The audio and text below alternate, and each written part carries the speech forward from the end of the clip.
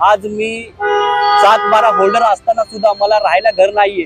मी इकडे तिकडे भटकतो, railway station, bus stop या ठिकाणी जाऊन झोपतो। आज मी वन भटकतोय। जमीन असून सुद्धा मी शेती नाही करू शकत आहे। माझ्या कुटुंबाचं पोट भरू शकत नाहीये। अंबरनाथ तहसील कार्यालयासमोर आदिवासी बांधवांनी आमरण उपोषण सुरू केले आहे। मोरवली गाव येथील गट नंबर 47 या जमिनीवर अतिक्रमण झाले असून याबाबत प्रशासनाकडे वारंवार पत्रव्यवहार करूनही प्रशासन हे अतिक्रमण हटवत नसल्याने आपण सहकुटुंब आणि नातेवाईकांसह आमरण उपोषण सुरू केल्याचे उपोषणकर्ते सुनील वाघ यांनी सांगितले। रखरखत्या उन्हात हे आदिवासी बांधव आपल्या न्याय हक्कासाठी अंबरनाथ तहसील कार्यालयासमोर उपोषणाला बसले आहे। तसेच उपोषणादरम्यान आपल्या जीवाचे काही बरे वाईट झाल्यास अंबरनाथ नगरपालिका, तहसीलदार, उपविभागीय अधिकारी व अतिक्रमण विभाग हे सर्व जबाबदार असतील असा इशारा सुनील वाघ यांनी निवेदनाच्या माध्यमातून प्रशासनाला दिला आहे।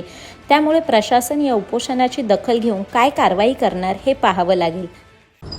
आज अंबरनाथ तालुक्यामध्ये खूप झपाट्याने लोकसंख्या वाढली आहे आणि अंबरनाथमध्ये ज्या काही आदिवासींच्या समस्या आहेत, आदिवासींच्या स्वतःच्या जमिनी आहेत, या काही सुटताना दिसत नाहीये। तरी आमच्या जमिनीवर गेल्या अनेक वर्षापासून जे काही अतिक्रमण झालेलं आहे ते तोडण्यासाठी मी गेल्या अनेक महिन्यापासून सरकारकडे, शासनाच्या अधिकाऱ्यांकडे विनंती अर्ज करतोय, वारंवार मागणी करतोय का ते अतिक्रमण तोडावं।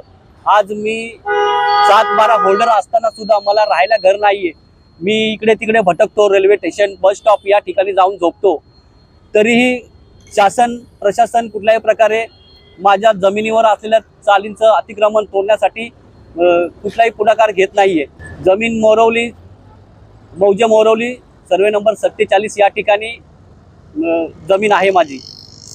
7-12वर माझं स्वतःचं नाव आहे आणि माझ्या कुटुंबातल्या काकांचं आणि माझ्या बहिणींचं नाव 7-12वर दाखल आहे। त्यांनी कुठल्याही प्रकारे उत्तर दिलं नाहीये आणि त्यांच्याकडे विनंती करून सुद्धा ते कारवाई करत नाहीये।